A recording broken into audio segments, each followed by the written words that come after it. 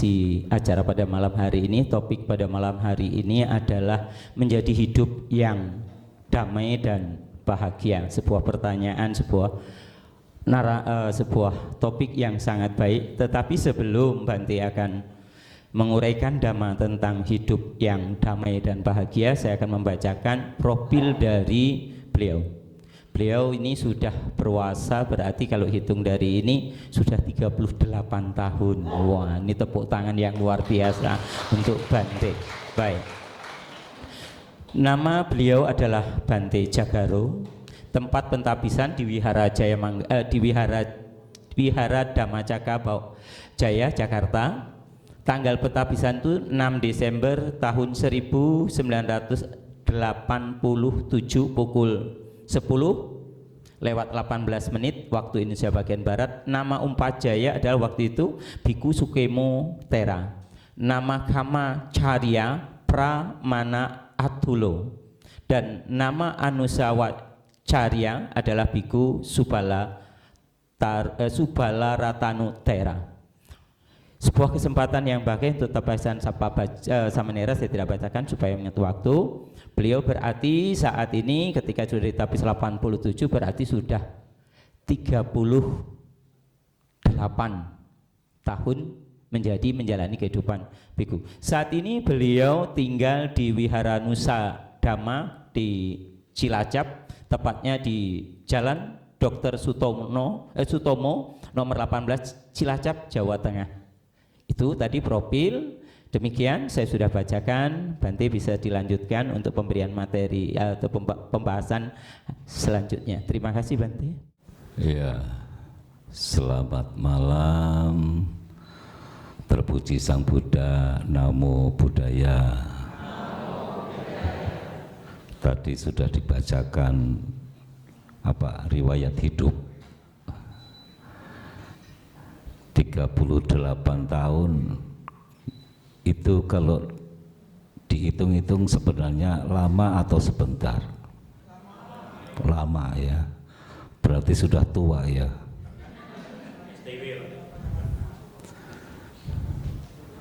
38 tahun. Saya dari lahir Bapak Ibu saya sudah Buddhis. Sebelumnya juga bukan Buddhis.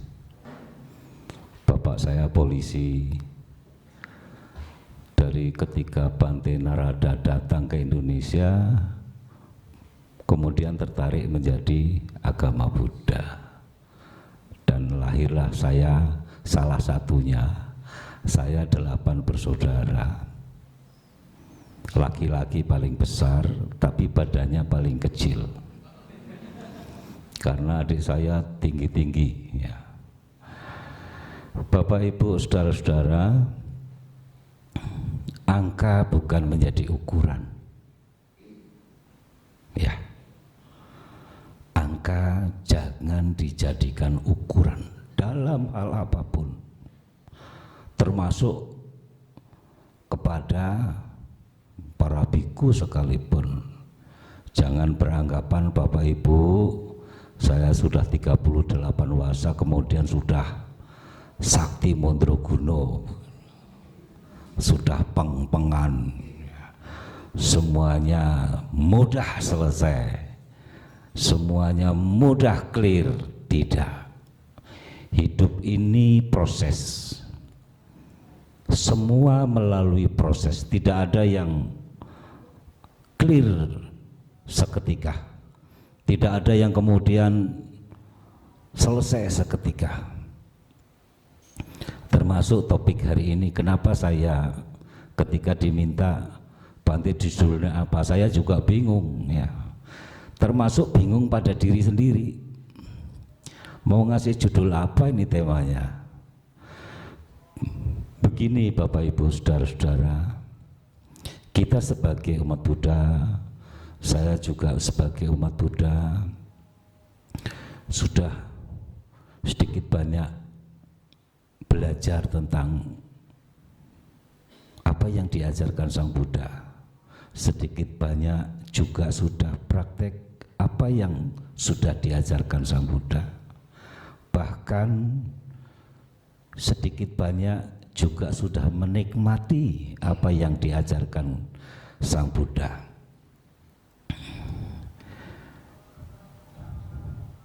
Tetapi sepanjang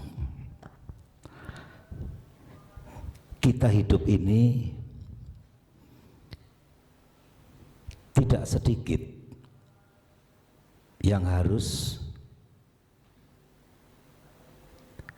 dialami. Kata dialami, alami, ini penting Bapak Ibu, perlu digarisbawahi. Dialami adalah sesuatu yang harus mengalaminya.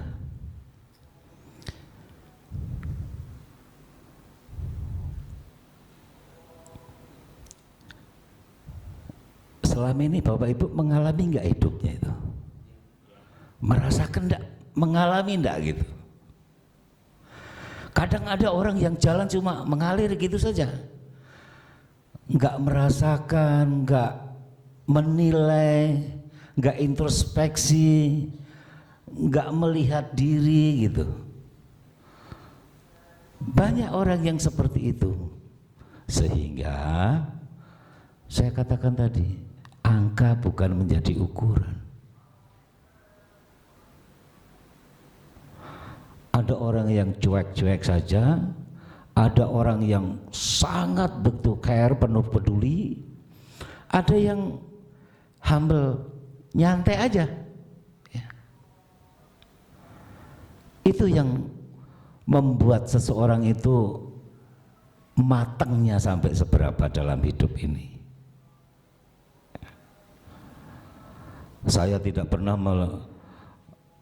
menilai orang itu dari angka itu. Itu cuma angka. Apalagi angka kemudian terus diikuti dengan tanda-tanda yang muncul dari angka. Seperti misalnya kalau saya tadi sudah berapa? 38 wasa. Umur tadi dijelasin enggak? Enggak ya? Umur saya sudah tua Bu ya. Umur berapa Ibu? Oh ya, berarti Mbak Yu saya ya. Tapi 62 kan dari perut ya. Ini 62 nih. Oh 60, ini di bawah saya. Nah, rambut sudah putih tapi Om Peter rambutnya masih hitam ya. Wah, luar biasa ini. Resepnya apa Om?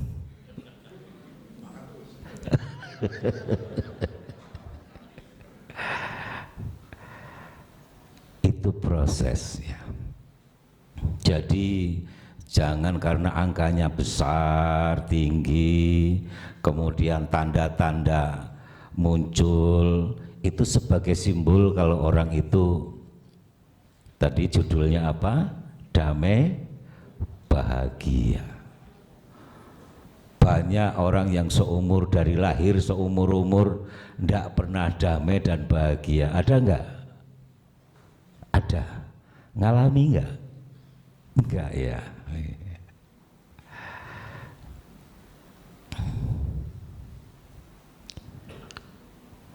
Para bante juga jangan dilihat karena tadi angkanya. Kalau yang angkanya sudah besar berarti lebih damai bahagia dengan angkanya yang kecil. Bapak-bapak juga jangan merasa angkaku sudah gede, angkamu masih kecil. Kamu itu junior saya, di bawah saya. Dalam pemahaman Buddhis, pemahaman ajaran Guru Agung Sang Buddha, itu tidak menjadi ukuran. Ada itu dalam Dhammapada, ada apa tera-tera apa itu ya. Ada. Jadi tidak menjadi jaminan kalau orang sudah tua itu hidupnya bahagia. Justru kadang-kadang semakin tua semakin tidak damai, tidak bahagia. Nah, saya ingin menyampaikan menurut saya ya, menurut Biku Jagaru, Karena menurut orang-orang banyak bagaimana membuat hidup itu menjadi damai bahagia. Atau saya kasih kesempatan dulu, siapa yang mau mungkin menyampaikan pertanyaan. Ibu-ibu, biar dipanasin dulu. Apa? Tidak jauh dari damai bahagia. Bapak-bapak, loh, saya ini ngundang Bante untuk menyampaikan, bukan untuk nanya. Harus nanya, ya. Bante belum sakti, lihat jidat-jidatnya ini belum bisa ngebaca, ya. Coba tanya. Umat Buddha kebanyakan malu untuk bertanya. Kenapa sih Bu malu? Padahal Bantenya juga orang, ya. Malu, takut juga enggak perlu takut. Bantenya juga orang. Bapak Ibu saudara-saudara, hidup kita ini sebagai makhluk sosial. Artinya apa? Kita hidup tidak sendirian. Kita hidup bersama yang lain, betul? Bapak-bapak hidup sama siapa? Kalau di rumah hidup sama siapa? Keluarga, istri, anak. Ibu juga ya? Hidup sama suami, anak. Terus ketambahan mertua ya. Ya. Ketambahan sepupu, ketambahan ipar. Bapak Ibu, kita hidup tidak sendiri. Kita hidup bersama yang lain. Tetapi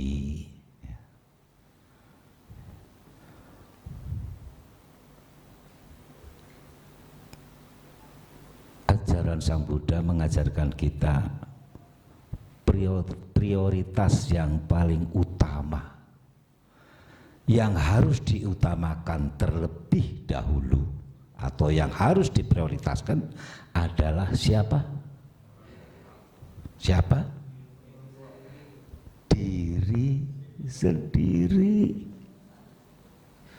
Ini kesalahan kita Bapak Ibu. Kasihan orang lain, kasihan si itu, kasihan si ono. Tapi kita tidak pernah berpikir kasihan pada diri sendiri.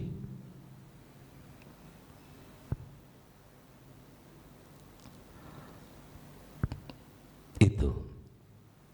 Kita berinteraksi, berhubungan dengan yang lain. Disinilah sering kemudian muncul dilematika antara diri sendiri dan orang lain. Tetapi saya sampaikan di depan tadi, yang harus diutamakan adalah diri sendiri.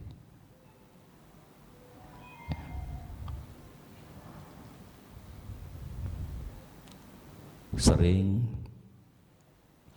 kita peduli sama orang lain, menolong, membantu, memberi, tapi melupakan diri sendiri. Seperti misalnya Bapak Ibu kalau pagi atau siang berdana makan. Tadi siapa yang berdana makan? Ada di sini yang datang. Yang berdana makan tadi pagi itu, siang, terus waktu dana Bapak Ibu sebelumnya makan tidak? Jangan sampai Bapak Ibu berdana ngopeni ngurusi Bante sementara diri sendiri tidak diurus. Ini yang sering saya sampaikan kepada umat-umat, bapak-bapak, ibu-ibu ya. Kalau mau peduli itu peduli pada diri sendiri dulu, yang dekat-dekat dulu ya. Percuma baik dengan bantainya tapi tidak baik dengan diri sendiri, tidak baik dengan orang tuanya sendiri, tidak baik dengan keluarganya sendiri. Banyak, tidak sedikit umat Buddha yang seperti itu. Ini bagaimana ini supaya orang ini bisa baik. Ini sebenarnya bukan termasuk orang yang tidak damai. Hidupnya nggak damai, mencari kedamaian di luar. Di sini ada yang tidak akur sama saudara.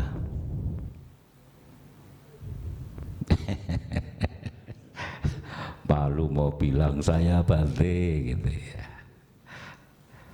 Yakin ada yang seperti itu ya. Tapi akur sama orang lain.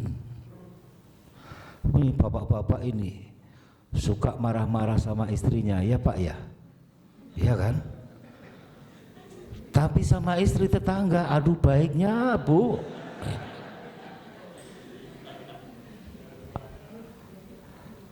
Kurang apa cantik istrinya? Tapi tiap hari dimarahin ya Bu ya. Jangan nanti cepet tua ya. Nanti kalau jelek jadi nyesel ya. Dulu kan bapak-bapak mau sama istrinya karena cantik kan ya Pak ya. Lihatnya karena cantik apa karena apa? Cantik, nanti kalau sering dimarahin jadi jelek.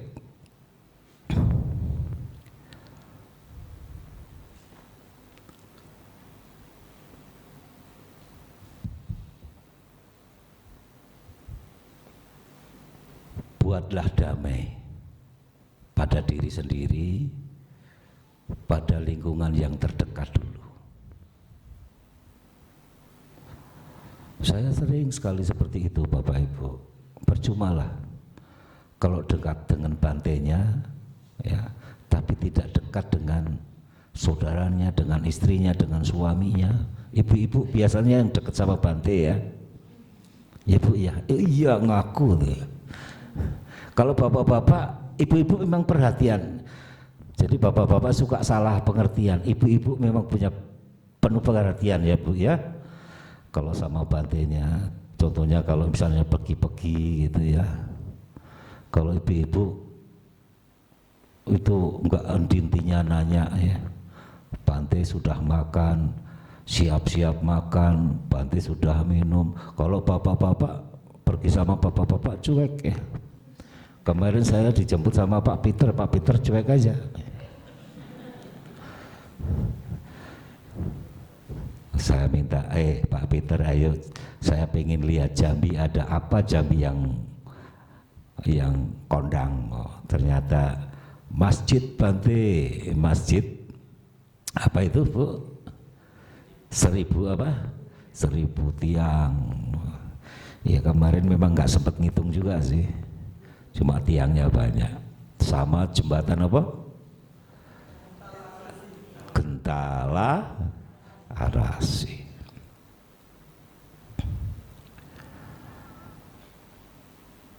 Ketika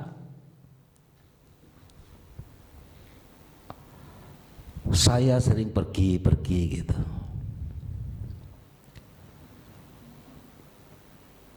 kadang saya dipoyoi itu apa ya?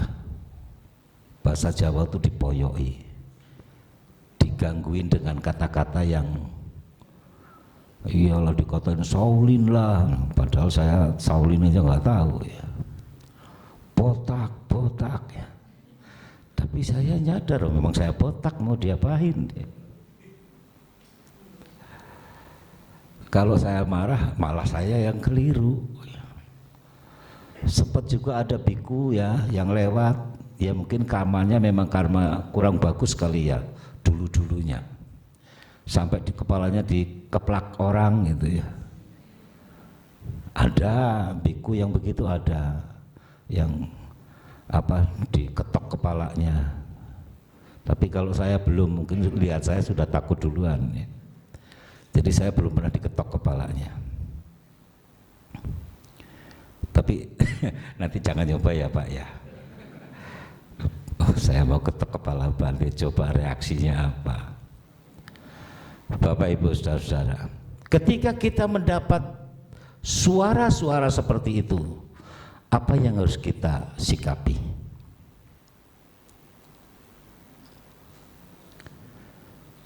Yang pertama adalah, ini penting, ikhlas.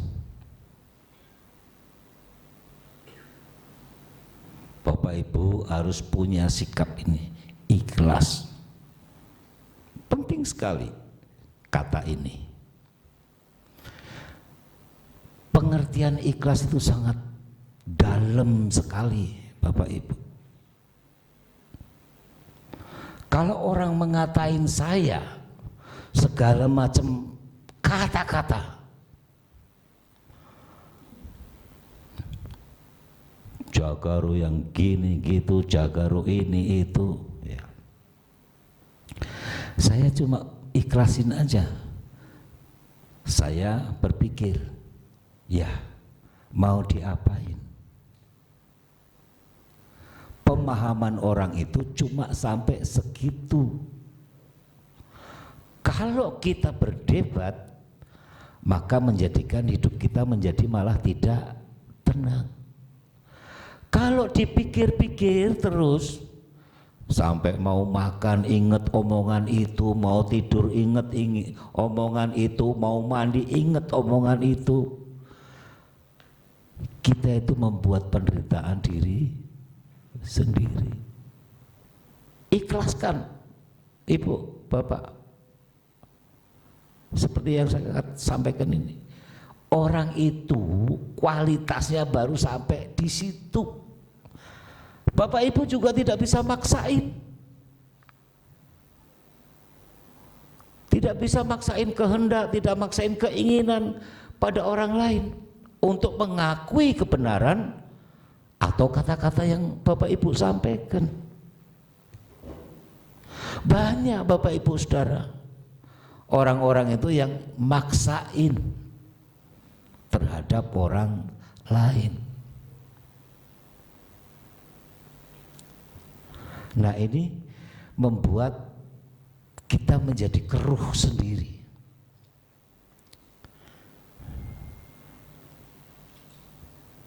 Banyak bapak-bapak ibu maksain ibunya, ibu maksain bapaknya, orang tua maksain anaknya.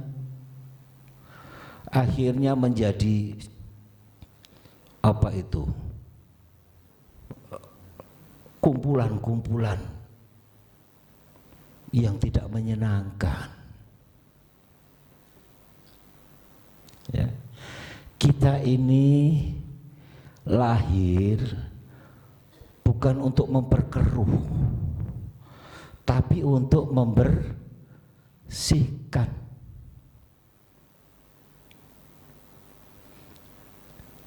Susah Bante membersihkan.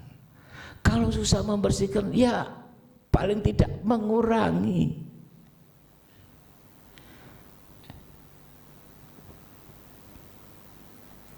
Mengurangi sudah, termasuk perbuatan usaha. Bagaimana membuat batin ini menjadi tidak keruh.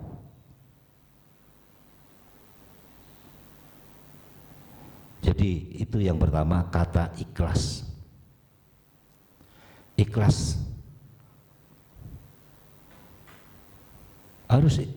harus ini, ikhlas ini. Ikhlas itu artinya menerima apa yang terjadi. Ya. Kalau dalam bahasa Buddhis itu nyata butang nyana dasanang. Melihat segala sesuatu itu sebagaimana adanya. Adanya kayak gitu, ya diterima. Tidak bisa mau meninggikan, tidak bisa mau merendahkan, tidak bisa. Memang dianya sampai segitu. Kalau kita bisa Nyata putangnya Narasanang membuat kita ini damai, tidak berontak, tidak memusuhi. Ya. Ibu-ibu punya suami, sudah paham suaminya seperti apa. Ini mana yang punya suami? Enggak punya suami pada? Sudah paham belum suaminya kayak apa? Sudah. Bangun tidur, kebiasaannya apa? Udah paham. Waktu tidurnya kayak apa? Sudah paham.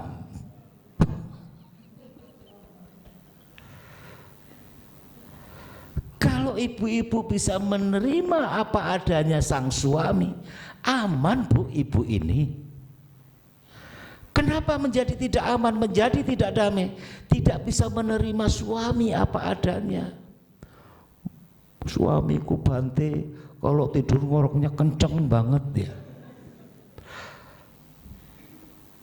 Kalau ibu-ibu sudah menerima apa adanya, memang bojoku suaminya itu turunnya tidurnya ya kayak gitu ya. Pakai dibekep-bekep, pakai bantal ya tetap aja. Bantalnya dibuka bunyi lagi. Damai bu, tidur bisa nyenyak. Kalau ibu-ibu enggak menerima kenyataan, ya nyata putangnya Narasanang, apa yang dilihat maka menjadi beban, hidup tidak damai. Termasuk ucapan, perilaku, sikap, perbuatan, ibu-ibu harus bisa melihat itu. Aman bu, ibu-ibu badannya akan menjadi tambah subur.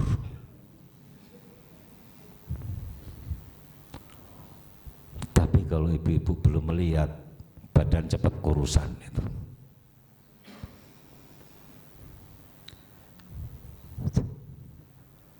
Bapak-bapak juga begitu pak ya. Melihat istri juga harus bisa menerima apa adanya. Dulu cantik, sekarang jelek, adanya memang begitu ya. Disyukuri. Dulu bau minyak wangi, sekarang bau minyak.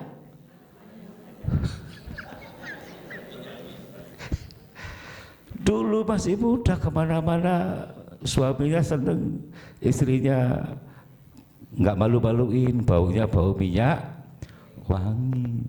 Begitu 10 tahun menikah, 15 tahun menikah, dibawa kemana-mana malu-maluin katanya, baunya minyak kayu putih. Ya kan begitu ya pak ya? Ya apa enggak? Ibunya suka bawa minyak angin kan ya? Coba lihat aja tuh di tasnya itu, nggak ada.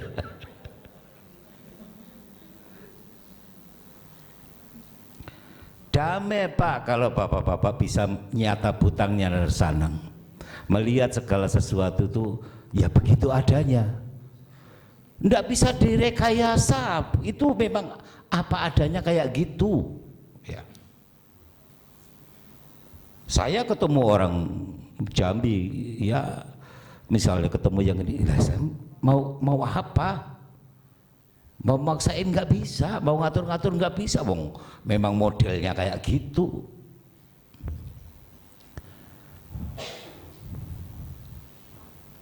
Itu aman bu, ya. Melihat sebagaimana adanya. Kira-kira bisa ibu? Apa yang saya sampaikan bisa diterima nggak? Mau terima apa adanya suami kan? Semua bu jawab. Hah? Mau terima apa adanya suami enggak? Ini yang enggak ini pasti mikir-mikir, ya apa enggak ya gitu.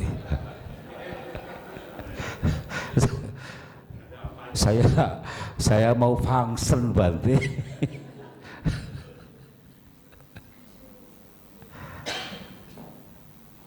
Habis suami saya itu rengean melulu, makan makanan ini salah, minum minuman ini salah ya.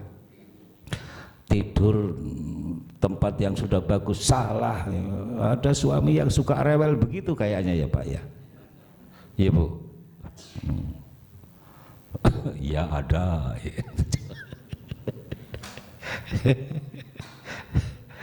Aduh, hidup ya. Tidak, ya. Itu kata lagu siapa itu, Mansur ya. Tidak semua laki-laki ya. Ya bagus kalau begitu. Artinya tidak semua laki-laki, artinya adalah kebanyakan laki-laki seperti itu. Siap-siap divaksin Pak ya.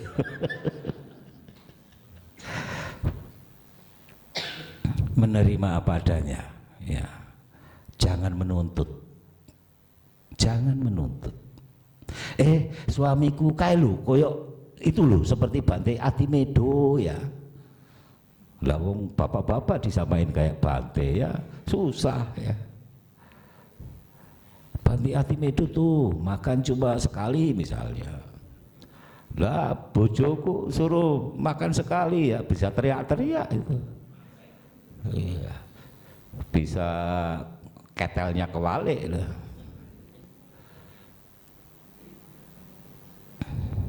Tapi ibu-ibu banyak bukan ada apanya. Ada apanya dulu Pak.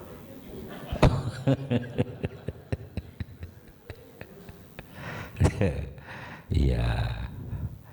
Apa benar ya? Apa benar perempuan kayak gitu, Bu? Ada apanya dulu baru mau masak gitu. Enggak ya. Ada hadiahnya baru mau masak gitu ya. Ada hadiahnya baru mau nyuciin ya.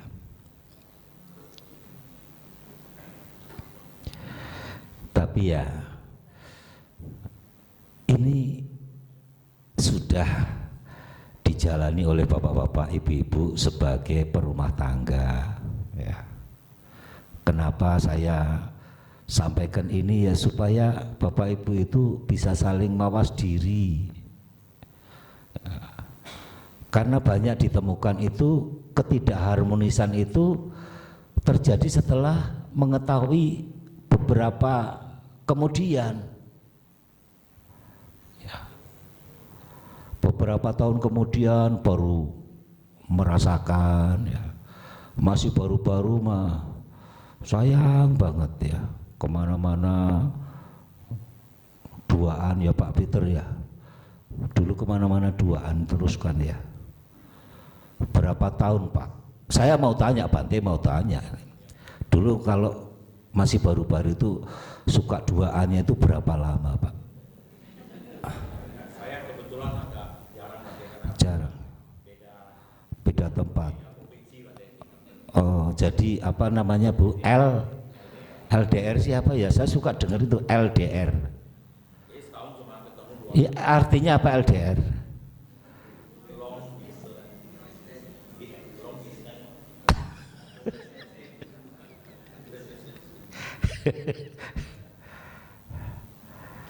Kalau masih baru ya, maunya duaan, tapi begitu sudah tua maunya sendirian kan? Jalan sendiri-sendiri, diajak bareng suami suka nggak mau. Bener ya, ya, nggak apa-apa. Saya justru melihat itu, ya, ternyata jadi suami itu tidak gampang Pak, tidak mudah. Menjadi ayah bapak juga tidak mudah. Ibu-ibu menjadi istri ternyata juga nggak mudah. Jadi ibu juga nggak mudah.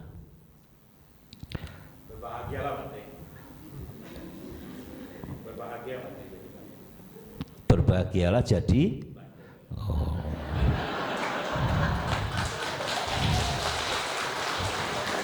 kenapa? Tidak ada beban. Oh iya, itu juga yang sering saya tekankan itu. Bedanya Bante dengan perumah tangga itu di situ. Kalau Bante kemana-mana itu bawa teng-tengannya sedikit, coba kalau suami istri, suami bawa teng-tengannya banyak ya Pak. Ibu-ibu tuh kalau pergi teng-tengannya kan banyak ya Bu. Pakaiannya sampai kadang-kadang panci juga dibawa ya. Itu suami kayaknya ribet banget ya, bebannya banyak. Ini cuma ngomong beban yang sifatnya kelihatan, beban materi, belum lagi beban yang tidak kelihatan. Ya, beban yang tidak kelihatan itu bertumpuk-tumpuk, berakumulasi, pokoknya banyak ya. Tapi ya sudah dijalani ya Pak Peter ya. Apa boleh buat ya. Kadang-kadang pasangan hidup itu kan cuma seperti murbaut. Kalau murbautnya pas, drate pas, siapa sini toko onderdil gini? Ada toko onderdil sini. Murbaut itu kalau pas enak. Tapi kalau enggak pas pas-pasin. Wow, kayak begitu. Ya kadang-kadang Bante ini ngelihat ini sebenarnya bukan murbaut yang drate bener ini. Karena kesannya itu kayak dipaksain. Dipaksain. Senyum aja dipaksain. Padahal dia itu lagi berantem suami istri. Begitu ketemu Bante bisa senyum dia. Gitu. Jadi perumah tangga ya tadi apa boleh buat itu benar, tapi yang bertanggung jawab ya, Pak, tanggung jawab Pak, itu anak orang Pak. Bojone sampean anak orang kan ya, enggak ada yang bukan anak orang kan.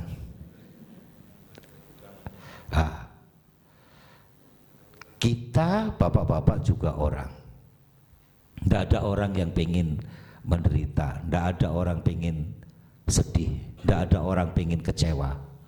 Maka buatlah kondisinya itu seperti pada diri sendiri. Ini enggak gampang Bapak Ibu, enggak gampang. Makanya saya sering terheran-heran cara mengambil keputusan bapak-bapak ibu-ibu itu sangat berani sekali, menanggung banyak beban. Padahal waktu sendiri itu bebas ya Pak ya. Waktu sendiri itu dulu makan sepiring cukup ya Pak ya. Sekarang begitu punya istri makan harus 2 piring karena istrinya butuh makan. Dulu hanya memikirkan diri sendiri, setelah bersuami istri harus memikirkan orang lain. Tuh Pak ya. Jadi kalau pergi-pergi bapak-bapak ini harus mikirin istrinya. Kalau yang istrinya masih ada ya ingat ada istrinya. Bapak-bapak ini kadang-kadang nggak sabaran, lapar, mampir di restoran apa di warung. Padahal istrinya nunggu-nunggu kapan ya pulang, jam berapa pulang, ditunggu, disiapin makanannya. Ternyata sudah makan. Jadi yang pertama tadi menerima apa adanya ya. Maksudnya menerima apa adanya itu yang sudah terlanjur itu harus sudah diterima. Karena menerima istri, menerima suami ya itu bukan cuma sebagian perbagian, tetapi satu paket ya. Paketnya manusia itu paket banyak isinya ya. Jangan cuma lihat casingnya, isinya banyak dan isinya macam rupa, macam-macam isinya di dalamnya Ya, kadang-kadang menemukan casingnya yang bagus, ternyata dalamnya rusak, busuk, bau, ya. Casing itu tampilan, ya. Ibu-ibu ini suka tampilannya, tampilan cantik ya Bu ya. Iya enggak? Ya ini enggak mendiskreditkan laki-laki, laki-laki mah kayaknya cuek dengan yang ibu-ibu biasanya. Itu memang mungkin dari sananya ya. Kalau perempuan itu selalu tampilan, ya. Maka itu laki-laki suka tergoda oleh tampilan wanita. Aku goda Bante ya. Pakai tampilan, tapi itu casing ya.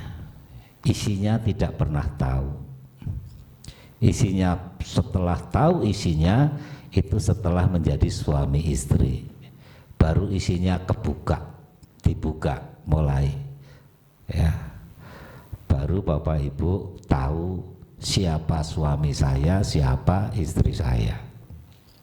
Nah, dengan tahu yang seperti itu, menerima yang seperti itu akan mengurangi beban batin kita, ya.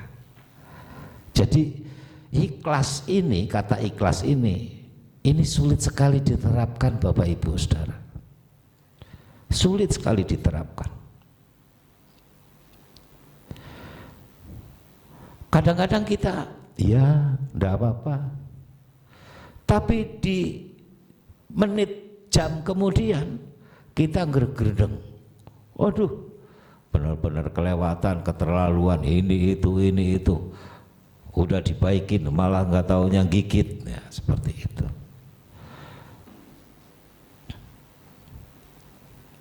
Ikhlas itu penting. Nah, sekarang kemudian dalam hidup sehari-hari, ya, kita harus mempunyai sikap ini lagi. Bapak Ibu pernah dengar kata-kata I don't care? Pak Peter yang sering kumpul sama orang, I don't care, apa itu? Iya. Kita harus bisa I don't care. Bante, bukankah Sang Buddha mengajarkan kita cinta kasih dan belas kasih? Iya.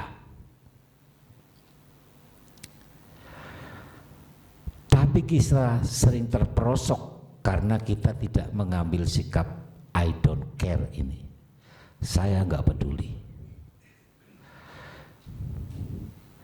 Lalu kalau I don't care, siapa yang harus di-carry? Adalah diri sendiri.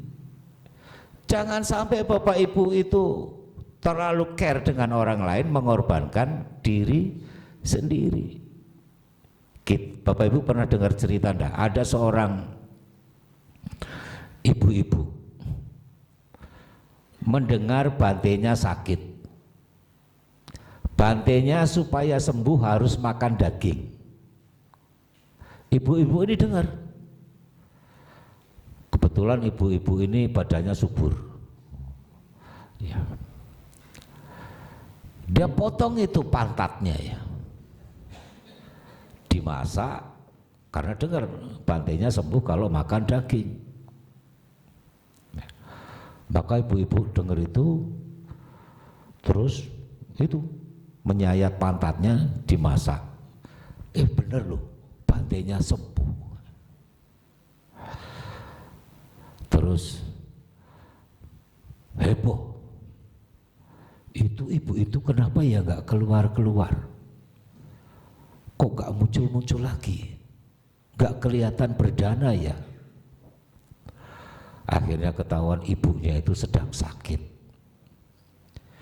Sakit karena disayat pantatnya, dagingnya dimasak untuk Bantenya.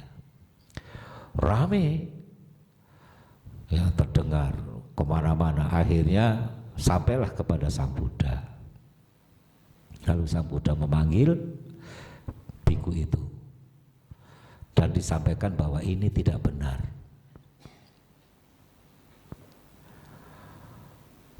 Para biku tidak makan daging manusia, ya. Jadi Bante tidak boleh kanibal, tidak boleh makan daging. Ini terjadi karena si ibu ini, ya, terlalu peduli dengan Bantenya, tidak bijaksana. Ya. Kita harus bisa bijaksana supaya kita bisa mengambil langkah.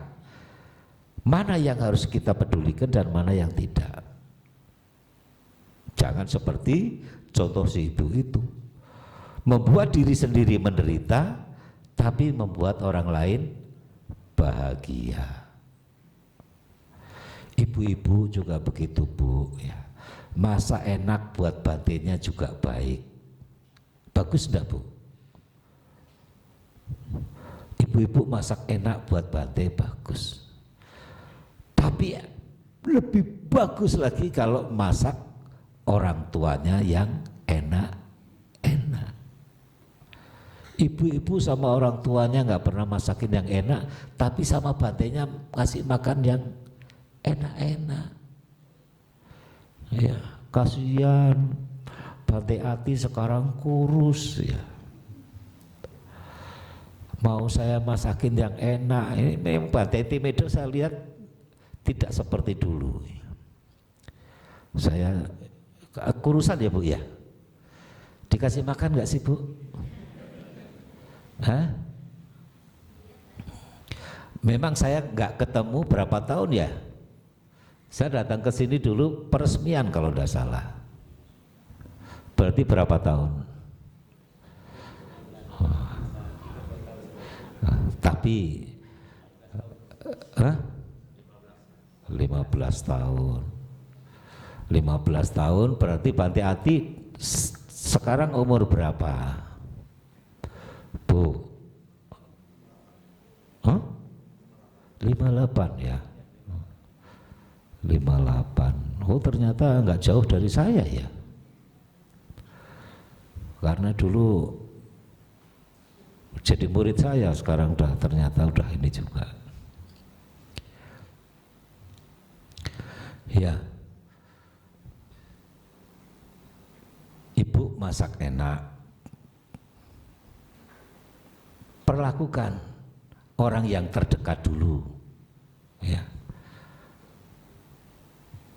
Jangan memperlakukan yang jauh-jauh.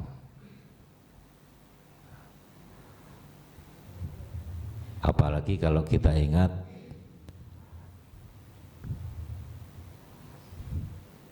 orang tua itu adalah yang paling berpahala untuk anak-anaknya.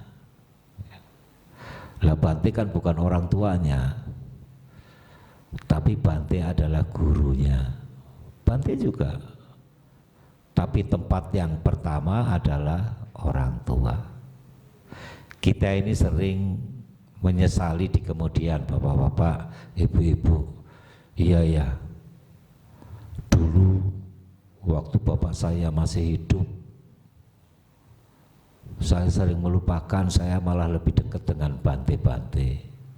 Sekarang bapak saya sudah meninggal, ibu saya meninggal, tidak ada lagi tempat untuk berbuat baik lagi. Ya. Jadi bapak ibu bisa memiliki sikap, salah satunya adalah I don't care. Saya tidak peduli, ya. Saya lebih peduli dulu, ya, maksudnya supaya kita itu lebih peduli dulu pada yang berhubungan dengan diri sendiri. Ya. Bukan kalau tidak peduli juga tidak peduli dengan diri sendiri, bukan. Ya. Yang kemudian ya, nah, supaya kita bisa damai lagi ya, itu indria kita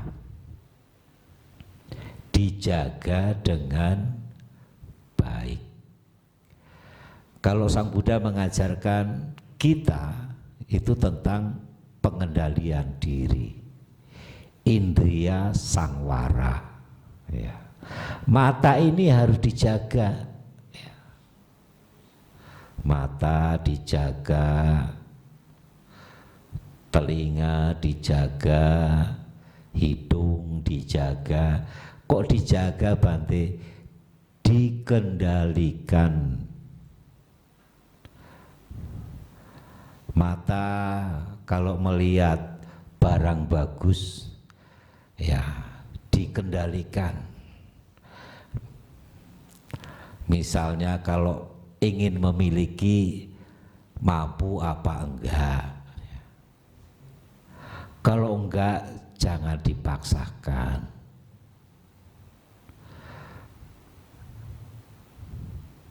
Kalau ngomongin kurang, yang hidup itu tidak ada yang tidak kurang ya, maunya nambah. Padahal semakin nambah itu sebenarnya tidak menjadikan kita semakin bahagia. Justru semakin sedikit itu yang membuat bahagia. Nggak tahu Bapak Ibu ini pernah mengalami hal yang seperti itu. Dulu waktu saya punya teman banyak, waduh ribet. Sekarang teman sedikit jadi lebih happy ya. Dulu punya teman banyak, kalau traktir temannya habis banyak, karena temannya sedikit jadi artinya sedikit.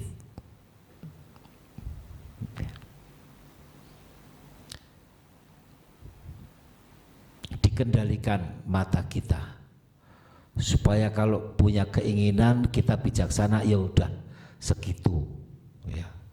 Karena dengan yang lebih itu membuat nanti beban diri sendiri ya. Mendengar kata-kata yang tidak enak ya dengar saja. Kita tidak perlu lebay, berlebihan, hanyut ke sana menjadi marah-marah, menjadi apa itu dendam, enggak usah ya. Orang ngatain apa kita, ya udah dengar, sudah dengar, cukup. Hidung kita jaga ya. Bahkan mulut juga dijaga. Mulut itu kalau bicara itu harus dijaga. Karena ucapan itu ibarat anak panah Bapak Ibu. Kalau sudah melesat tidak bisa ditarik lagi. Mulut kita nih dijaga. Karena ada itu kita itu yang tidak bisa menjaga mulut, cerewet. Cerewet, kalau cerewetnya bagus, cerewetnya jelek. Yang lucu lagi kalau latah ya. Nanti kalau latahnya jelek, ucapan dikendalikan, mulut kita dijaga. Dijaga supaya kita tidak berbicara yang tidak baik. Kalau kita bisa menjaga indria-indria kita, ini Bapak-bapak, Ibu-ibu, yang bisa membuat hidup kita itu menjadi semakin damai. Tidak damainya hidup kita itu karena kita tidak bisa mengendalikan indria kita itu ya. Keinginan muncul, itu pasti. Kalau kita tidak bisa mengendalikan diri sendiri, itulah yang membuat kemudian kita ini menjadi tidak damai, tidak bahagia.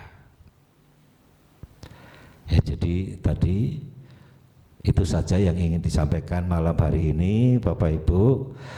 Dalam hidup ini kita perlu damai bahagia, dimulai dari diri sendiri. Apa tadi? Pertama itu ikhlas, ya, ikhlas. Ya, kalau Bapak Ibu bisa ikhlas, udah aman. Saya pikir ikhlas satu saja, nanti yang lain akan mengikuti.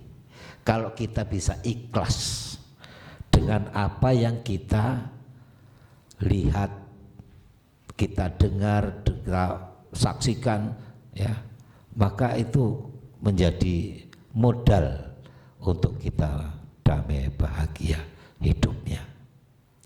Ya, saya kira itu yang ingin disampaikan untuk sementara. Pak Pandita, ada yang mau ditanya-tanya, monggo silahkan. Silahkan Bapak Ibu yang akan bertanya dulu supaya nanti bisa mendapatkan penjelasan dari Bante. Silahkan. Terima kasih Bante, selamat malam semuanya. Pada malam ini Bante, saya pengen menyampaikan testimoni Bante. Testimoni sekaligus ingin juga mengajukan satu pertanyaan Bante. Jadi testimoni saya malam hari ini Bante, saya ingin menyampaikan bahwa hidup saya berubah setelah saya mengenal ajaran Buddha Bante. Dan pada malam hari ini Bante, saya ingin mengucapkan banyak terima kasih kepada Pak Peter Bante. Saya mengenal ajaran Buddha itu melalui Pak Peter. Mungkin Pak Peter sudah lupa Bante. Waktu itu saya mengenal ajaran Buddha dari Pak Peter itu lebih kurang sudah, saya nggak ketemu dengan Pak Peter udah 10 tahun lebih Bante. Waktu itu mungkin Pak Peter sudah lupa kalau Pak Peter pernah memberikan saya satu kaset. Pak Peter waktu itu sampai hari ini, sampai malam ini saya masih ingat waktu itu Pak Peter ngomong ke saya, Handi, nasibmu mau berubah nggak gitu. Saya bilang mau kok Peter. Ini lu dengar satu kaset, lu dengar kaset ini. Waktu itu masih bentuk DVD, YouTube belum ada waktu itu, belum sekeren sekarang. Waktu itu jadi terima kasih banyak Ko Peter, Pak Peter, kamsia banyak. 10 tahun lebih kita nggak ketemu Pak Peter. Malam hari ini memang sudah saya niatin. Saya ingin buat testimoni sekaligus kalau ketemu saya ingin ngomong, dan ini mungkin jodoh gitu. Jadi waktu itu kasetnya judulnya Pandangan Buddha Tentang Nasib. Itu waktu itu disampaikan sama Bante Utamo. Bante Utamo. Waktu itu saya juga belum kenal Bante Utamo. Belakangan saya buka YouTube, saya tiap malam saya dengar ceramah Bante. Jadi saya jalankan apa yang diajarkan oleh Bante Utamo saat itu. Pandangan dengan temanya Pandangan Buddha Tentang Nasib, dan kebetulan malam ini juga berhubungan dengan apa yang Bante sampaikan, keikhlasan Bante. Salah satu yang diajarkan oleh Bante Utamo yaitu kita ikhlas memberikan sedekah, jangan lari dari sedekah gitu. Dan sampai hari ini saya jalankan terus gitu. Saya ikhlas dan hidup saya berubah Bante. Itu. Jadi terima kasih banyak Ko Peter. Ini yang mau saya sampaikan Ko Peter. Udah lupa ya? Iya, sudah 10 tahun lebih saya nggak ketemu Ko Peter, dan kaset itu saya terima dari Ko Peter. Sekali lagi terima kasih. Itu testimoni saya Bante. Itu yang pertama. Kedua, pertanyaan saya Bante. Saya punya saudara banyak Bante. Kebetulan saya merantau di sini, saya nggak punya keluarga. Jadi saya paling suka waktu malam kalau santai, satu-satu saudara saya telepon. Termasuk sepupu-sepupu saya, kalau saya lagi santai satu-satu saya telepon. Nah, yang jadi masalah sampai hari ini saya tidak pernah dapat telepon dari saudara maupun dari sepupu. Nggak pernah. Iya. Terus saya dapat telepon itu kalau ada masalah baru telepon saya, tapi saya ikhlas Bante. Apakah itu karma buruk Bante? Jadi betul-betul saya jarang sekali dapat telepon dari saudara yang nanyakan kabar kamu gimana, sehat atau enggak gitu loh. Justru saya yang kalau lagi santai betul-betul satu-satu saya telepon Bante. gitu. Nah kadang-kadang ada rasa kesel juga Bante. Saya kadang-kadang pengen ngomong, kok kalian telepon saya waktu ada masalah baru telepon, kok nggak pernah telepon waktu lagi seneng gitu loh. Saya kadang-kadang pengen ngomong tapi ya sudahlah, ikhlas-ikhlas saja lah Bante. Mohon penjelasannya Bante, terima kasih. Kalau ada butuhnya baru cari-cari. Tapi tadi ikhlas sudah bisa diterima ya Pak? Bisa ya? Kata ikhlas itu sudah bisa diterima. Kalau kata ikhlas sudah bisa diterima, maka apa setelah mendapat keluhan? Apakah itu dianggap sebagai karma buruk? Disinilah ujian. Pak siapa? Hah? Handi. Ya, Pak Handi. Kalau kata ikhlas itu sudah melekat menjadi sebuah pemahaman, menjadi kemudian menjadi sikap, maka tidak mungkin ada kata yang namanya karma buruk. Karena Pak Handi langsung mengetahui, oh iya, keadaannya memang seperti itu. Lebih-lebih kalau Pak Handi tahu memang keadaannya memang sungguh-sungguh seperti itu. Artinya begitu mengerti benar-benar orang itu keadaannya seperti itu, maka Pak Handi dengan serta-merta tidak akan berpikir karma buruk, oh ya memang saya harus membantu. Tapi mungkin perlu disampaikan lagi, membantu sebatas mampu. Banyak orang membantu tapi tidak sebatas mampu. Sudah enggak mampu, gaya-gaya pengen bantu, pakai apa itu, gadein sertifikat lah ya. Akhirnya rugi sendiri. Jadi Pak Handi sudah bagus tadi, satu sudah menerima kata ikhlas, kedua dengan mendengar kaset itu sudah melakukan apa itu bentuk praktek yang nyata bahwa sudah dilakukan sebenarnya, cuma mungkin masih ada keraguan.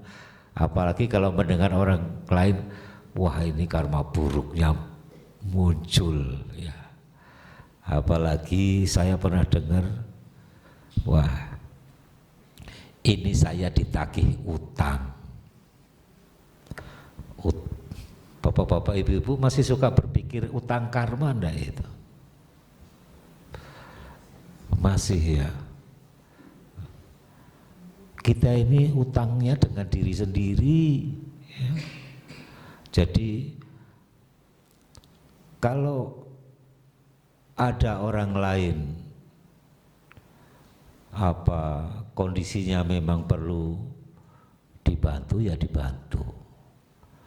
Artinya memang Pak Pandi ngerti bahwa itu memang ya seperti itu adanya. Bantu-bantu aja Pak, tanpa pamrih, ikhlas ya. Memang sih kebanyakan orang seperti itu Pak ya. Jangankan Pak Pandi, saya 8 saudara sekarang tinggal berapa ya, lupa, 5 ya. Ya cara kontak-kontakan, apalagi kontak sama bantainya mungkin pada takut kali ya.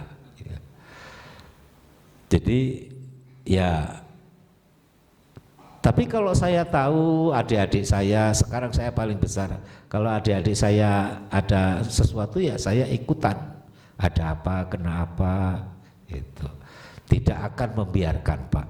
Begitupun Pak Pandi, kalau ada saudaranya yang yang berpikiran Buddhis pasti tidak akan membiarkan penderitaan dialami oleh apalagi saudara ya. Karena saudara itu datang tidak begitu saja. Saudara datang itu karena ada hubungan karma dengan kita, itu Pak. Ya. Baik itu yang menyenangkan maupun tidak menyenangkan, ya itu karena mempunyai hubungan karma dengan kita. Maka sebagai murid Sang Buddha ya kita harus bisa menyayangi tetap sama-sama. Itu Pak Pandi. Ya. Jadi nanti kalau ketemu seperti itu kan sudah ikhlas ya. Ikhlas artinya punya pemahaman ikhlas. Misalnya saya tadi katakan biasa, begitu susah aja teriak-teriak, kalau lagi seneng aja diem-diem. Kalau kita punya pengertian ikhlas, ya sudah, memang rata-rata kayak gitu. Ya. Tapi ketika kita tahu benar-benar memang orang itu tuh menderita, ya kita bantu. Ya. Saya kadang-kadang juga begitu Pak Pandi. Jadi Bante kan enggak punya banyak ya. Saya juga kadang masih bantu-bantu orang-orang itu. Bagi sembako lah apa. Ya berpikirnya ya, orang itu butuh. Misalnya anak-anak pada nggak peduli anak-anaknya ini. Jadi orang tua sudah mulai tua-tua ya Pak ya. Masih sudah nyadar belum tua belum? Hah?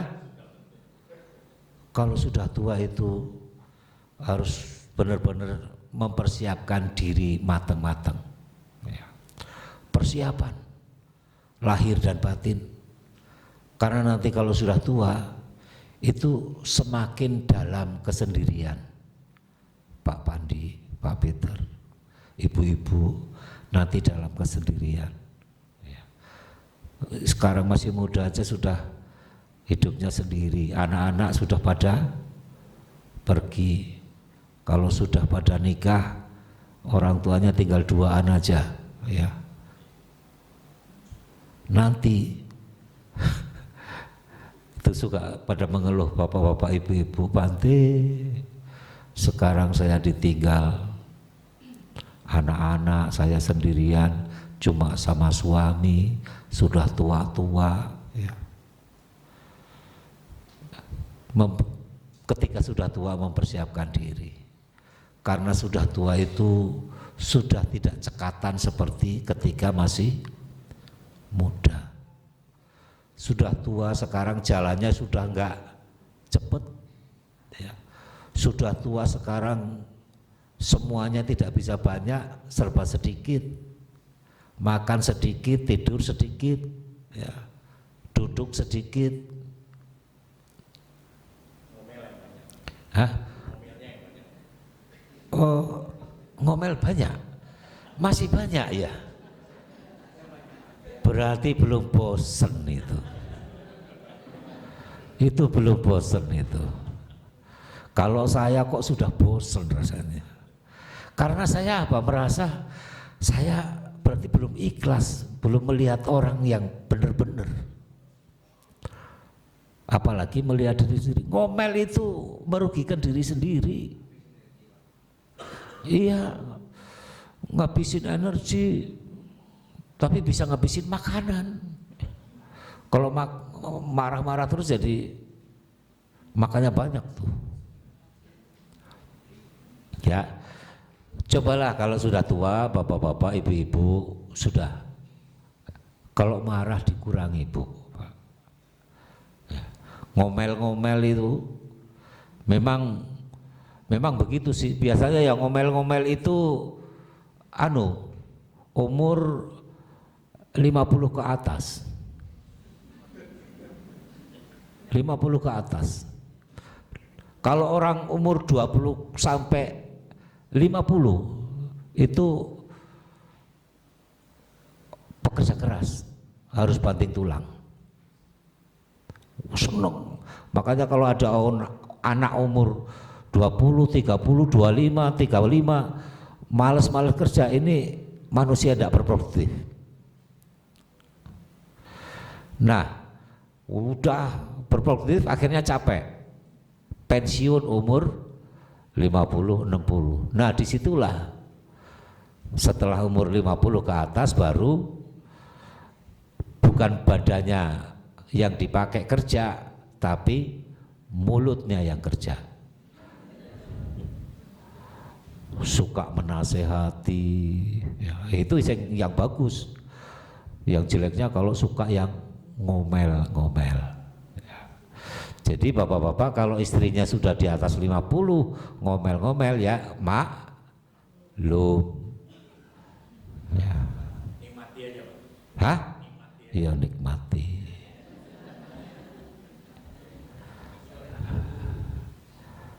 Ya itu kewajaran Bapak Ibu. Meskipun itu adalah secara medis memang juga seperti itu. Biologis kita itu ketika umur 20 sampai 50, 30 tahun itu lagi usia produktif, lagi semangatnya, lagi energi. Nanti umur 50 ke atas itu orang sudah mulai malas-malesan. Kadang sudah mulai sakit-sakitan, yang beyek lah, yang pegelinu, yang apa, yang giginya sakit, giginya merotolin ya. Nanti umur 50 ke sono sudah mulai ceritanya menjadi orang tua ya. Menasehati, memberi pitutur, memberi nasihat, memberi wejangan ya. Itu yang bagusnya. Yang jeleknya yaitu tadi ngomel-ngomel ya. Ya itu harus jadi kalau ada suami Bu, kalau suami ibu-ibu sekarang kan sudah ini rata-rata di 50 ke atas ya. Ya. Kalau omongannya bagus, bijaksana, ibu-ibu harus seneng ya, senyum, jangan malah dicibirin ya. Alah lu ya, gitu jangan.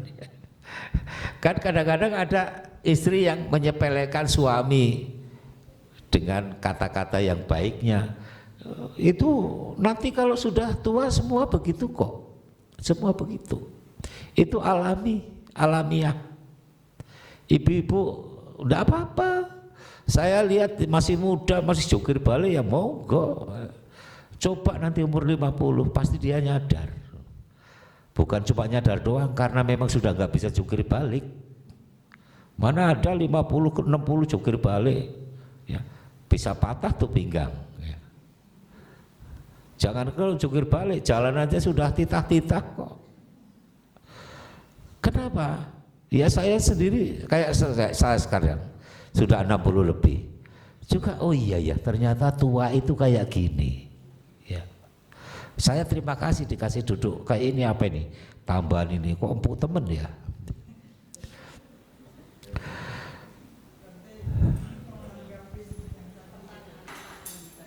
Iya, kenapa? Iya. Oh, baik. Ada ibu yang menanggapi bentar? Oke. Jadi kadang mungkin Bapak merasa jengkel ya, saya kalau mereka ada masalah baru telepon saya. Tapi kalau tidak ada masalah nggak pernah tanya saya apa kabar gitu loh. Nah, tapi sebaliknya itu berarti kan itu pikiran negatif. Tapi kalau Bapak berpikir positif, gini, mereka ada masalah cari saya. Karena dalam pandangan mereka nih saya baik, baru saya dicari. Dalam pandangan keluarga Anda, saudara-saudara Anda merasa Bapak ini bisa diandalkan, bisa diminta bantuan gitu. Jadi kalau misalnya Bapak orangnya sifatnya suka marah-marah atau apa, enggak ramah sama keluarga, walaupun mereka kesulitan, mereka tidak akan menelepon Bapak untuk minta bantuan. Itu pikiran yang harus Bapak punya, pikiran positif bahwa Anda adalah orang baik. Sehingga keluarga bila ada masalah mereka mau menghubungi Bapak untuk minta bantuan itu. Jadi Anda tidak akan merasa kesel gitu, karena mereka ada masalah baru minta. Maksudnya kalau berpikiran positif itu, kira-kira begitu. Saya perhatikan dari solusinya yang disampaikan tadi adalah perbuatan yang karena disertai dengan ikhlas itu tadi ya Pak ya. Ya jadi ini penting Bu. Tapi bukan berarti karena Pak Pandi itu orang tahu baik kemudian dibantu, kalau enggak baik enggak dibantu. Tapi bukan itu ya Pak ya. Artinya kan ada orang yang memang ya pakai begitu tuh, memiliki sifat yang tidak baik. Ya, kalau butuh seolah-olah terus dibebankan pada orang itu. Saya pernah mengalami Bu, ini juga testimoni, tapi saya itu saking baiknya mungkin ya sama orang gitu Pak Pendi. Saya memang dari pertama saya menjadi biku, saya itu care dengan pendidikan. Saya kepengen umat Buddha itu jangan terbelakang SDM-nya, sekolah. Di desa saya itu rata-rata sekolah cuma sampai SD, karena dia tidak bisa membiayai. Penghidupannya itu dari bikin gula. Lalu ibu saya kebetulan juga care sama anak-anak. Dia bilang, ibu saya, Bante, gimana ya kalau nyekolahin anak-anak, Bante bisa enggak gitu. Lah saya mendengar begitu kan, gimana ya? Akhirnya saya, ya udah Bu, kerjakan aja. Tapi yang gede-gede aja, yang tidak sanggup sekolah SMA, SLTA, yang SD SMP biar sama orang tuanya. Nah mungkin saya tahun 97 sudah mulai punya anak asuh. Dulu masih sedikit biayanya, saya masih sanggup. Tapi setelah 2000 sekian, 2010-an sekian, itu biaya mulai berat, saya berhenti, tidak menyekolahkan anak lagi. Dari situ mungkin orang yang bukan umat Buddha melihat Bantenya baik ya, gitu.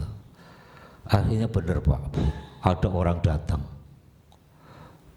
ya dari, ya pokoknya ini ngomongin yang, karena ada yang dari lain-lain, ada yang sekolah itu alasannya apa, tidak bisa membayar ujian apa, saya bantu.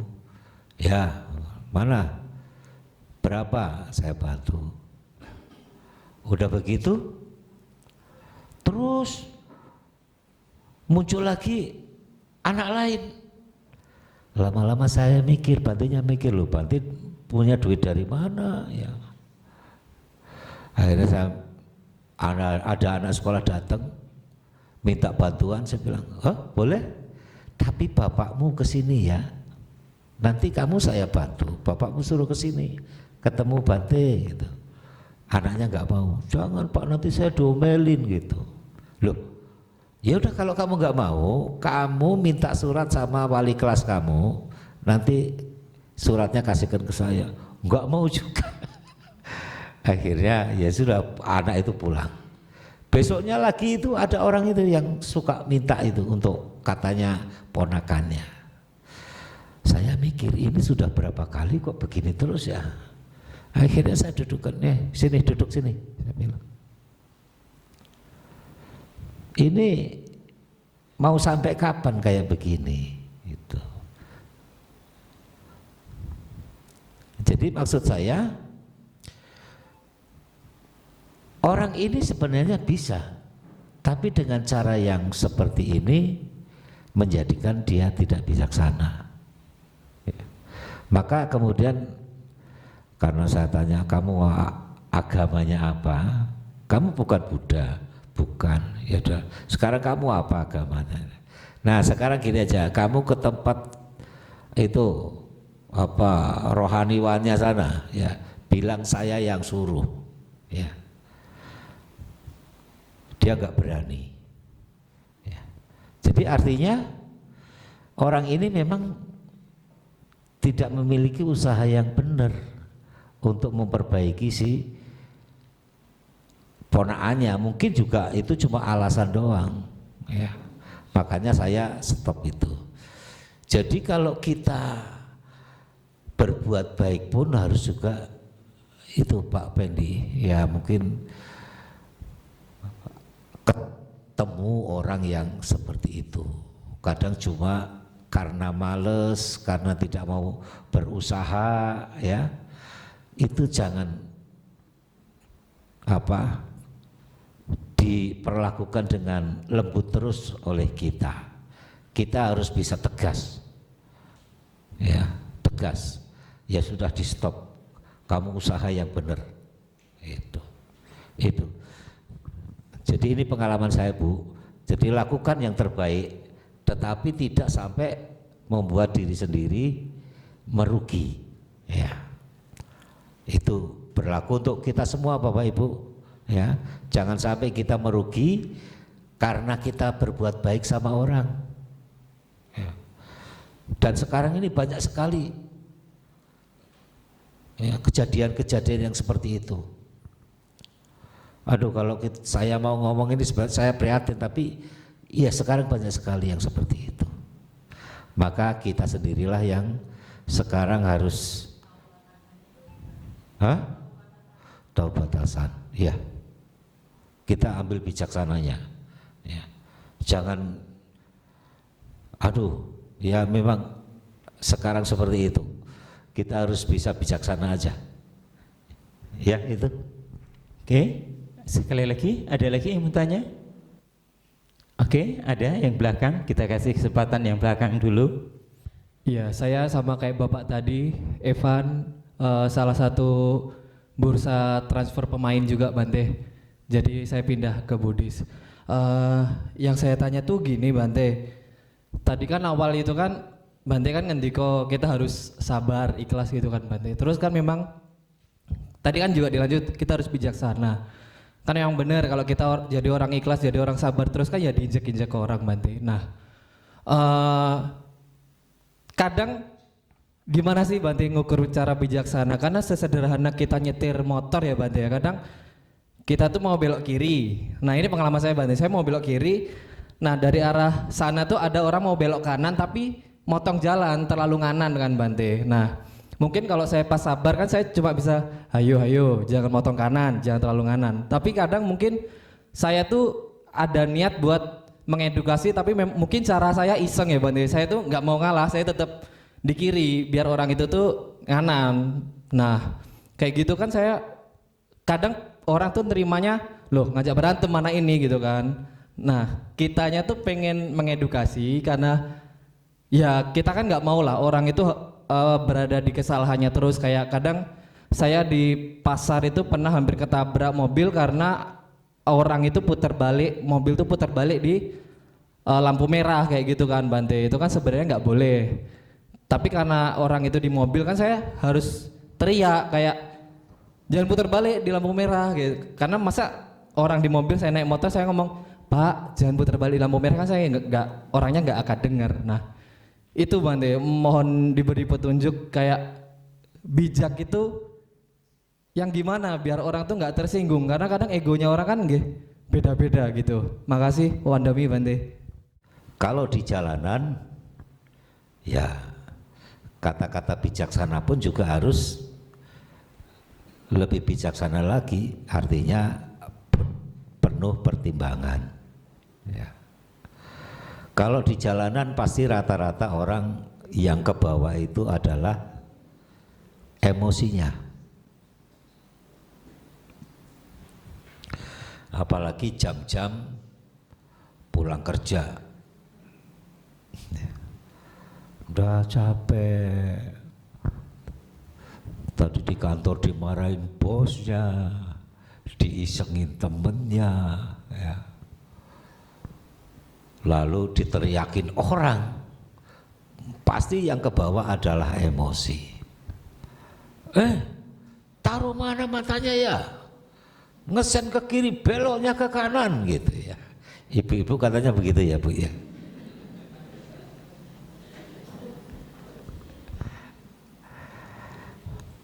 Apakah harus seperti itu?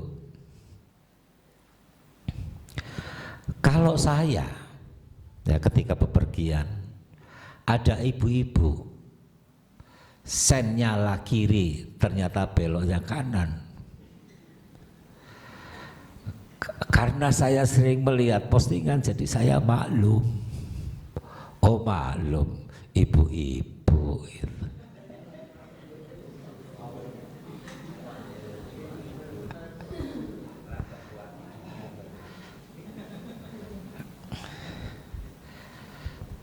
Oh, terus kemudian saya pernah lihat ternyata cuma bukan ibu-ibu.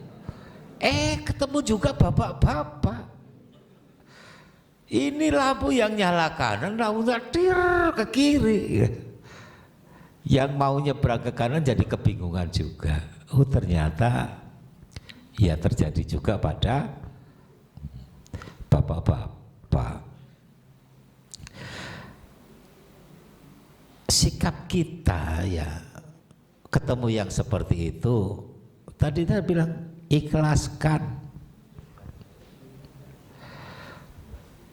Apalagi kalau ibu-ibu, bapak-bapak ketemu yang begitu harus ikhlaskan Pak.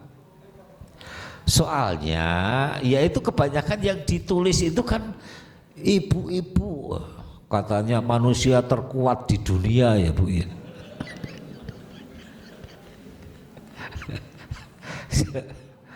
Bapak-bapak aja langsung celakap kalau diteriakin sama ibu-ibu ya Bu ya. Bantainya juga loh Bu ya. Kalau ibu-ibu teriak bantainya juga terus mingkem gitu.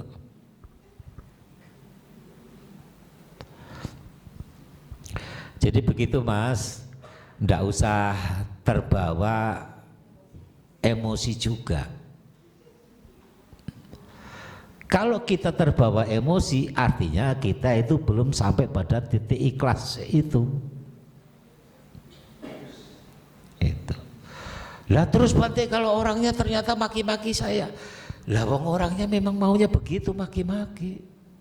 Lu mau apa? Ya sudah. Masa terus diladeni? Kalau meladeni berarti samaan, ya. Samaan kita ini artinya belum bisa mengikhlaskan. Gitu. Jadi kayak gitu Mas. Nggih. Nggak usah ikut-ikutan ke bawah emosi. Dimaklumi, diikhlaskan saja. Ya.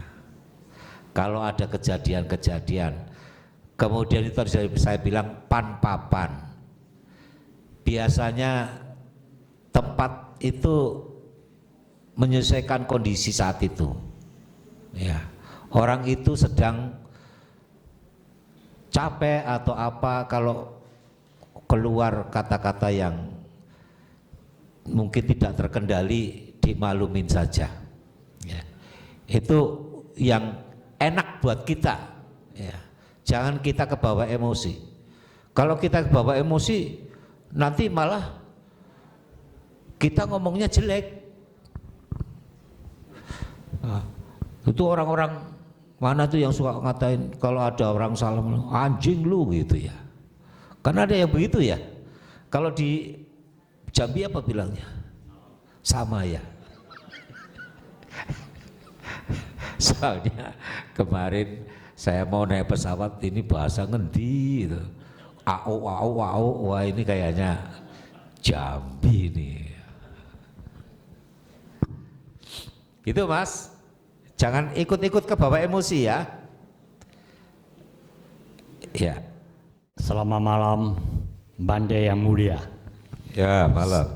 Saya atas nama Peri Chua. Malam pertama kali saya mengunjungi di sini mendengar Bante yang cerita Dharma ini. Saya mau tanya Pak Bante, apakah karma itu kita sekarang manusia hidup udah tahu karma? Nah, satu Pak, ya Bante ya.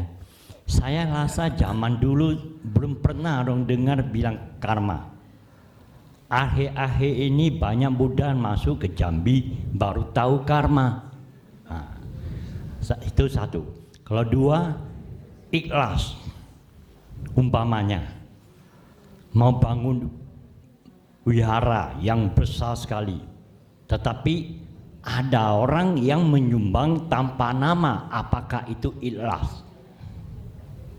Oke, terima kasih Pak Bande. Itu jawabannya memang bervariasi. Kalau ada yang NN, nulis WA ke Bante Jagaro NN, SMS pengirimnya NN, jawabannya bervariasi. Satu, karena memang kita ngambil baiknya, itu karena ikhlas, ya. Tapi variasi yang lain bisa jadi NN karena tidak ingin diketahui namanya, dengan pikiran kalau diketahui namanya nanti akan dicari-cari terus, dimintain terus. Kalau sudah begitu namanya NN-nya tidak ikhlas. Lah Bapak Ibu suka pakai NN enggak?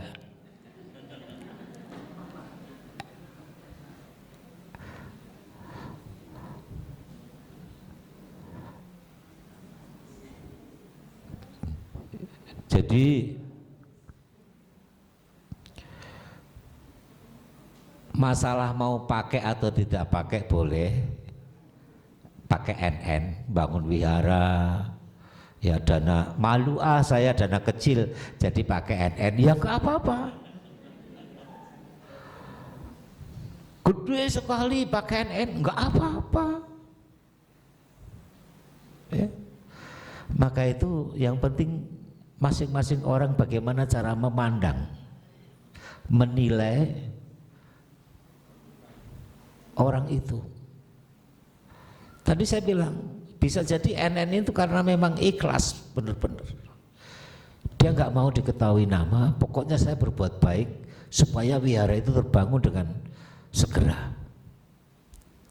Tapi ada yang NN karena ketakutan, takut diminta lagi. Umat Buddha ini kadang-kadang mentang-mentang diajarin ikhlas. Kalau ada orang memberi tanpa pamrih, itu kadang-kadang umat Buddha ini juga merendahkan diri sendiri.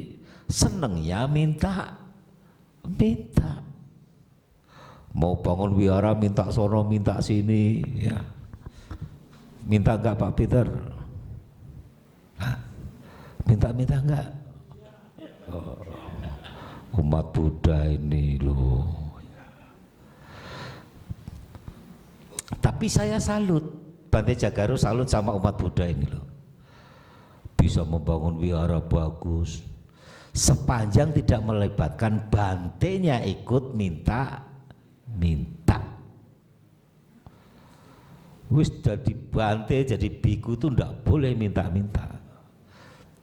Karena kalau minta berarti ingin punya lebih. Orang yang minta itu pengen punya lebih. Lah bantenya itu bukan pengen punya lebih, kalau bisa pengen punya kurang keserakahannya, kurang kepemilikannya, bukan malah nambah-nambah. Oh, nambah banyak itu nambah beban kok, ya. Makanya kadang-kadang bantenya yang suka bahasa kasarnya diperalat, tulis proposal, bantenya suruh ikut tanda tangan. Ya toh? Wah, ini nanti jadi orang berpikir loh bantenya ikut-ikutan minta. Tapi ini mungkin kalau kita bicara positifnya, ini adalah upaya umat Buddha supaya bisa punya wihara dan melestarikan dhamma. It's okay, enggak apa-apa. Iya betul, iya. Supaya berbuat baik. Nah yang jeleknya itu yaitu tadi, kalau bantenya sampai ke bawah-bawah. Karena ya, kehidupan itu kan ada kehidupan yang apa itu Lokia sama Lokutara. Kemarin saya di Surabaya, Bante itu harus bikin banyak acara supaya wiharanya kaya. Loh,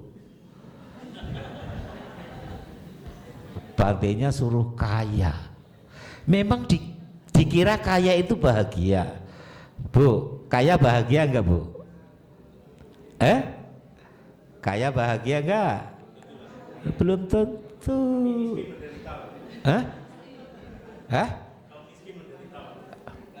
Belum tentu juga.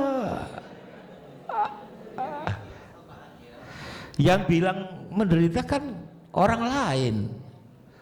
Emang Bante Jagaro kaya? Enggak. Miskin juga? Enggak. Tapi kan enggak tahu Pak Peter saya bahagia atau tidak karena enggak punya apa-apa. Jadi ketika saya disentil seperti itu, saya langsung nyamber, Pak, jadi Bante itu ya prioritasnya bukan untuk jadi kaya. Hidup ini ada tujuan dua, Pak. Tinggal mau mana yang diprioritaskan, Lokia apa Lokutara. Bapak milih jalan jurusan mana? Kalau Lokia perkayakan diri. Lah kalau Lokutara itu ya harus dikurangi. Kalau Lokia ngomongin yang nambah. Ya kalau bisa kayanya nambah ya. Pak Pandi begitu ya. Orang Lokia itu duniawi, Pak. Orang duniawi itu yang dipikirin adalah kalau bisa nambah. Tapi kalau Lokutara, pemahaman di atas duniawi itu atau mengatasi duniawi itu bukan menambah tapi mengurangi. Jadi biku itu disuruhnya untuk mengurangi, bukan untuk menambah. Makanya kalau saya ditekan suruh Bante ngadain kegiatan biar nanti biaranya kaya, aduh kaya juga belum tentu nggak mumet ya.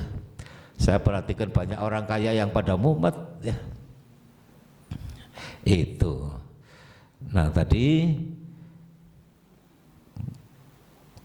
kalau misalnya ada perumah tangga ingin kaya, nggak apa-apa Pak, ya nggak apa-apa. Karena memang jurusannya Lokia, duniawi. Cuma jangan istrinya yang nambah aja Pak ya. Istrinya jangan nambah. Kekayaan nambah nggak apa-apa. Apa itu namanya? Karena memang tujuan Lokia itu kan salah satu pertama kaya dulu. Ya. Kaya. Karena kalau kaya nanti bisa apa-apa bisa. Ya. Nah, dari kaya bisa menjadi kuasa, dari kuasa bisa menjadi apa? Kesohor ya. Jadi kaya bisa. Pokoknya kalau kaya itu bisa apa aja. Ya. Nah, karena itu orang kaya kalau bisa mengatur, memanage dengan baik, maka kekayaan itu akan memberikan bahagia perumah tangga. Masalahnya banyak orang kaya tidak bisa memanage dengan baik kekayaannya, maka tidak menjadikan dia bahagia. Tadi pertanyaan yang tadi nonim itu yang kedua, yang pertama apa tadi Pak ya? Kama ya. Pak siapa tadi ya? Pak siapa yang nanya itu? Hah?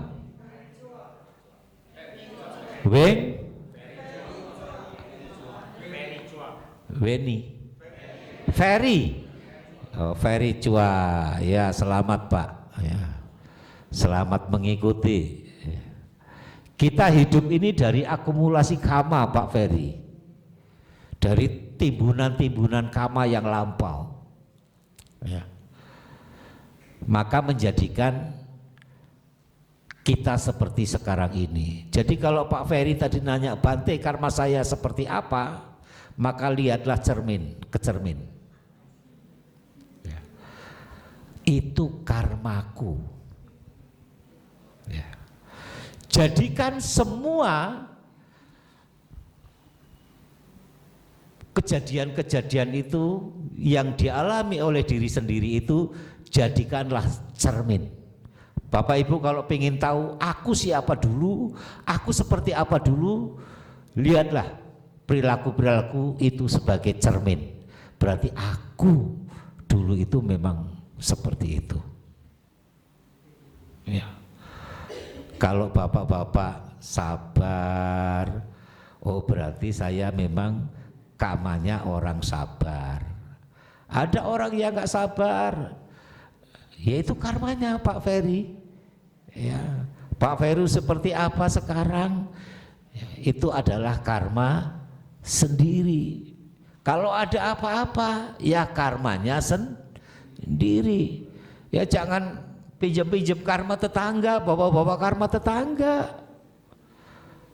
Kalau tetangganya lebih kaya, bukan berarti karma tetangga itu yang membuat kita miskin. Kaya miskin, terkenal sukses, tersohor dan lain sebagainya, itu buah dari hasil karmanya sendiri. Ya, jadi tidak ada. Maka tadi saya singgung ada orang suka ngomongin utang piutang karma kok utang piutang. Siapa yang berbuat ya dia yang akan memetik akibatnya. Itu Pak Ferry siapa tadi?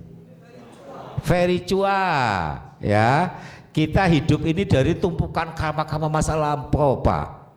Ya, sekarang Pak Ferry Chua jadi gantengnya kayak gitu itu juga karena karma baiknya masa lampau. Kalau jelek pasti Pak Ferry enggak seganteng itu, ya. Kalau karmanya jelek loh ya. Ya. Jadi bapak-bapak bisa menilai, mengukur diri sendiri.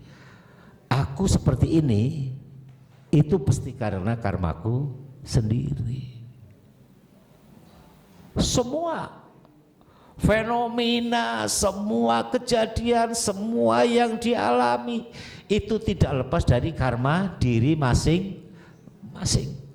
Pokoknya tidak ada pinjam karma tetangga, minta ganti karma tetangga, enggak bisa. Semua itu adalah karmanya sendiri. Gitu Pak Ferry, nggih? Bisa terima ya Pak ya? Ya. Terima kasih Romo. Malam Bante. Bante saya mau tanya tapi topiknya kan di luar dari ini. Tapi berhubungan sama karma Bante. Saya sering kali dengar dulu nenek saya sering ngomong gini. Kamu jadi suami istri itu karena ada utang karma. Makanya bisa jadi suami istri. Terus dia juga pernah ngomong sama saya, anak kita datang ke kita itu ada dua, dia bilang. Ada yang datang bayar karma, ada yang datang nagih karma Bante. Apakah ini benar Bante? Jadi berhubungan saja Pak, ya. Kama dayada, kama yoni, kama bandu, kama dayada. Jadi kita lahir itu dari karmanya sendiri, berhubungan dengan karmanya sendiri. Mewarisi juga karmanya sendiri. Kayaknya kata-kata itu ya yang kemudian orang yang pintar berbahasa jadi terus diganti dengan urusan utang piutang. Mewarisi ya. Padahal ya seperti saya katakan tadi, kita lahir ini dari akumulasi karma kita. Timbunan karma kita itu nggak bisa diketahui berapa besar dan banyaknya. Jadi memang kalau kita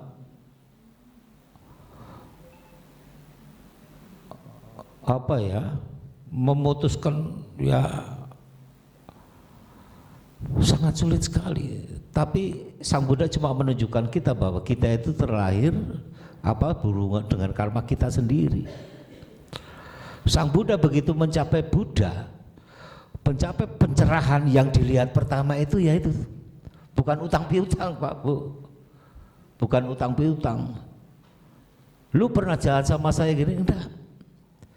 Sang Buddha begitu mencapai pencerahan agung, yang terlihat pertama yang ada dalam perenungannya adalah kehidupan-kehidupan di masa yang lampau. Artinya bahwa kita ini sudah, dari situ kita sudah diajarkan bahwa kita ini lahir itu dari kehidupan-kehidupan masa lampau, dari timbunan-timbunan karma masa lampau. Yang kedua, begitu Sang Buddha mencapai pencerahan, setelah merenungi kehidupan lampau, muncullah mengapa lahir yang berbeda-beda, karena sesuai dengan karmanya sendiri-sendiri. Sang Buddha melihat itu, pernah dulu dari lahir jadi apa, dulu lahir jadi apa, karena perbuatan-perbuatannya. Udah mengajarkan kita langsung saat itu. Maka kita ya harus paham itu, bahwa kita lahir adalah dari karma kita sendiri. Berhubungan dengan karma ya. Tidak ada yang kalau tidak sesuai itu tidak akan menyatu atau bersama. Minyak sama air kan nggak bisa menyatu ya, sendiri-sendiri. Tapi kalau air apa, tetap air itu akan menjadi air, menyatu. Begitupun kita menjadi bagian dari keluarga kita itu karena kita memiliki kesesuaian karma. Pak Peter gantengnya kayak gini, kenapa anaknya jelek banget ya gitu.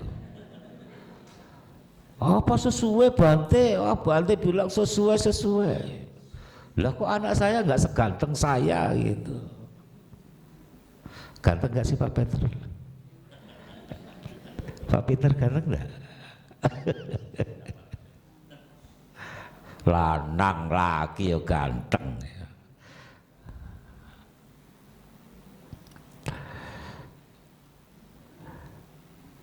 Kenapa Bante kok anak saya tidak sebaik saya, tidak sehebat saya ya.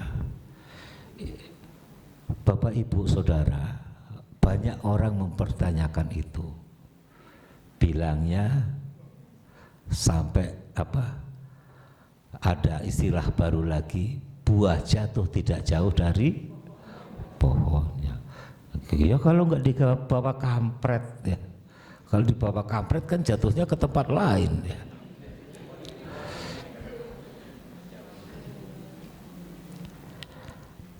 Karma, kesesuaian karma, yang namanya kelahiran kembali itu sangat cepat sekali. Sangat cepat sekali. Maka itu Sang Buddha, pikiran adalah pencipta, pikiran adalah pelopor, pikiran adalah pemula, pikiran adalah pembentuk. Ketika orang berpikiran tidak bagus, maka yang muncul buahnya adalah tidak bagus. Jadi ketika Pak Peter punya anak laki-laki kok tidak sehebat saya, tidak seganteng saya, Pak Peter tanya pada diri sendiri, pada waktu itu aku pikirannya apa ya? Ingat gak? Gak ingat kan? Gak ingat. Apa suami pada ingat waktu istrinya hamil mikirin apa?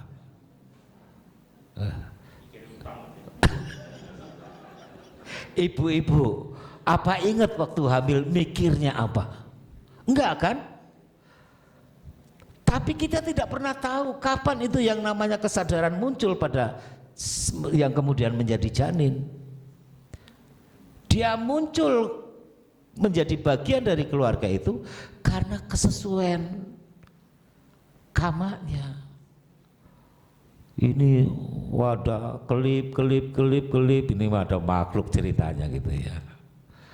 Ini ada suami istri pikirannya tidak bagus. Wah cocok nih ke sono nih, jelum situ.